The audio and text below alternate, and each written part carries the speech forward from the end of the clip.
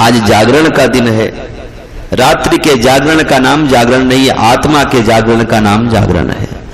तो गुरु नानक देव कहते हैं, जागो रे जिन जागना अब जागन की बात, फिर क्या जागे नानका जब सोए पाँव पसार।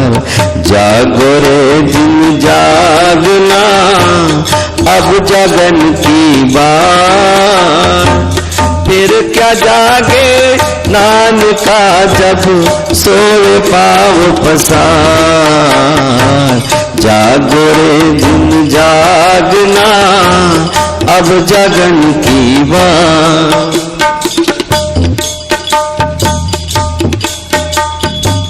गुरु गोविंद गायो नहीं जन्म अकारत की, गुरु गोविंद गायो नहीं जन्म अकारत की। कहे नानक हर भज मना जय बिन जग को मीन। जागो रे दिन जागना अब जागन की वे, जागो रे दिन जागना अब जागन की वे। जो प्राणी ममता तजे लोभ मोह अहंकार, जो प्राणी ममता तजे लोभ मोह अहंकार।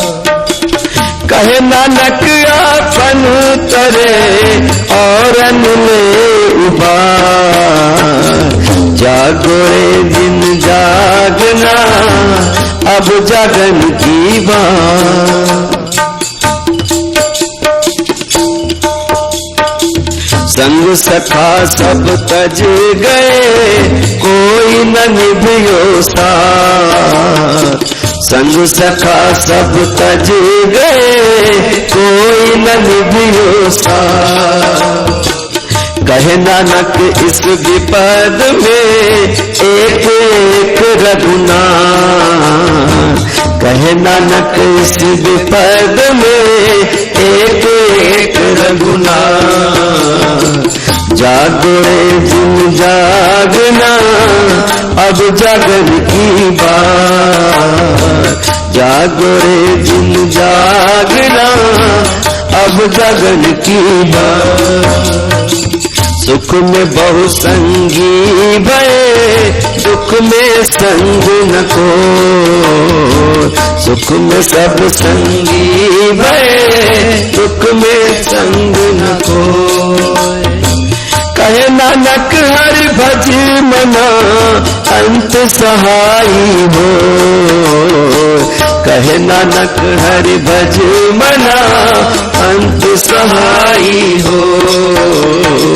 जागो रे जिन जागना अब जागन की बात। जागो रे जिन जागना अब जागन की बात। झूठे मान काहे करे जग सुपना जो जान, झूठे मान क्यों करे जग सुपना जो जान। इसमें कछु तेरो नहीं नानक कहे बखान, इसमें कुछ अपनो नहीं नानक कहे बखान। जागो रे जिन जागना अब जागन की बात। जागो रे जिन जागना अब जागन की बात। चार चीजों का परीक्षण चार अवस्थाओं में मिलता है। दरिद्रता का, गरीबी में मित्र का, निर्धनता में स्त्री का, रण में सूरवीर का।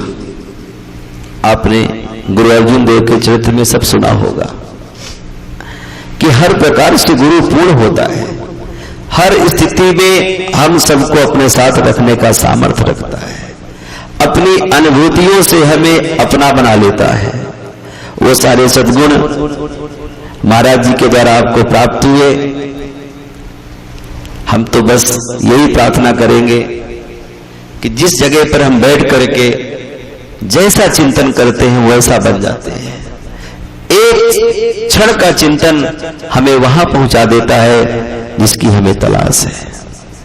हम जहां बैठे हैं वहां पर किसके लिए बैठे हैं, बस ये विचार करना चाहिए।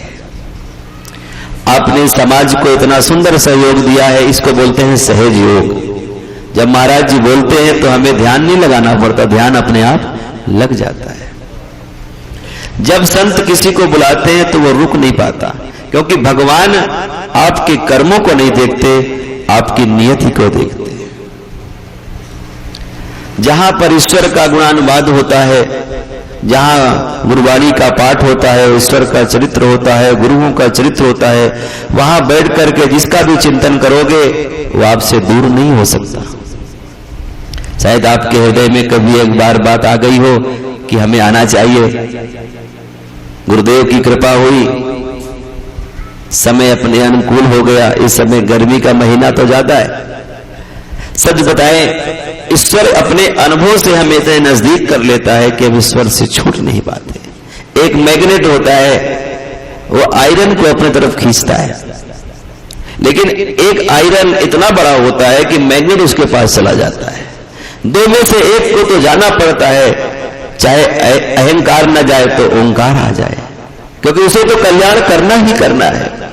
तो वही घटना हो गई कि एक सेठ बहुत सारा धन लेकर के चलता है और उसके साथ साथ एक जेब काटने वाला ठग भी चलता है, किसी प्रकार से इसका धन ले लिया जाए। जेब काटने वाला भी चला और सेठ समझ गया कि मेरे पीछे कोई जेब कतरा लग गया है। जेब काटने वाला तो बड़ा एकाग्र होता है कि जल्दी से धन आवे। सेठ समझ गया, सेठ सोचने लगा कि इस धन को छुपाने से तो कोई लाभ नहीं है, ये तो पीछे लग ही गया है, कुछ तो करेगा ही, क्योंकि जो चीज छुपाई जाती है वो सामने आ जाती है। सेब होते हैं ना, ये ऊपर होते हैं, हर वर्ष आते हैं, लेकिन प्याज नीचे होती ना, उखड़ जाती है जड़ से। छुपाने के लिए है तो पुण्य छुपाओ, पाप छुपता नहीं। कहने का भाव, सेठ ने सोचा छुपाओ मत, मेरा ईमानदारी का कमाया हुआ धन है, छुपाने की क्या जरूरत है। उसी जेब कतरे के सामने ट्रेन के डिब्बे में गिनने लगा। उसको लगा रे इतना धन है, कब ये सेठ सो जाए तो मैं इस धन को लेकर के भाग जाऊं। अब देखो सेठ, वो सेठों का सेठ है ईश्वर, उसने उस सेठ को ज्ञान कि इससे कुछ नहीं छुपेगा, इसे पता है कि तेरे पास धन है, तो इसके सामने गिन। जब वो गिनने लगा तो जेब कतरे के मन में आया कि बस अब तो काम होने ही वाला है। सेठ ने बुद्धि लगाई, जेब कतरे ने सोचा मैं हट जाऊंगा तभी सेठ रखेगा टैची में, और जब सेठ कहीं जाएगा तो निकाल लूंगा। तो सेठ ने क्या किया, जेब कतरे के टैची में पैसा रख दिया, अपना पैसा जेब कतरे के पास रख दिया। और जब सेठ अपने डिब्बे से उड़ करके गया लघु शंका के लिए, बाथरूम करने के लिए, जो भी करने गया, अब उसने तुरंत सेठ की अटैची खोलना शुरू कर दिया। सेठ की अटैची में पैसा ना मिला, वो बड़ा परेशान कि रखा तो इसी पे होगा, या आखिर गया तो कहां। दूसरी बार फिर सेठ गया, वो सोचने लगा अब की बार तो पूरा ढूंढना है। फिर ढूंढा, नहीं मिला। सेठ को लगा ये तो बहुत परेशान है। जब वो जेब काटने वाला जाता है तो सेठ क्या करता है, जेब कतरे की अटैची से फिर निकाल के गिनने लगता है। वो सोचता है गिनता है पर रखता कहां, ये कहां पता चले। ऐसा करते करते वो ये करते थे और आराम से सोते थे। वो अपनी अटैची में हाथ नहीं मारता। अगर हम अपने आप में चले जाएं, अपनी आत्मा में चले जाएं, अपने गुरु में चले जाएं, फिर भटकने की जरूरत नहीं होती। जो भाई गुरुद्वारे में आते हैं भटकते हैं क्या, उनकी एकाग्रता सिद्ध होने लगती है और अपना मस्तक झुकाते झुकाते गुरु को प्राप्त कर लेते हैं। कहने का भाव, सुबह हुई वो परेशान, सेठ जी तुम जीते और मैं हारा।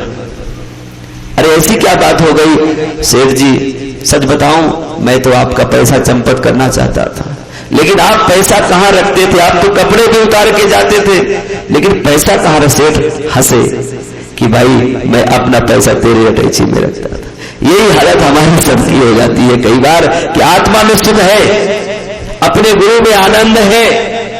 2 अक्षर वाला केवल गुरु सभी मंत्रों का राजा है। हमें राजा के आश्रय में रहना चाहिए।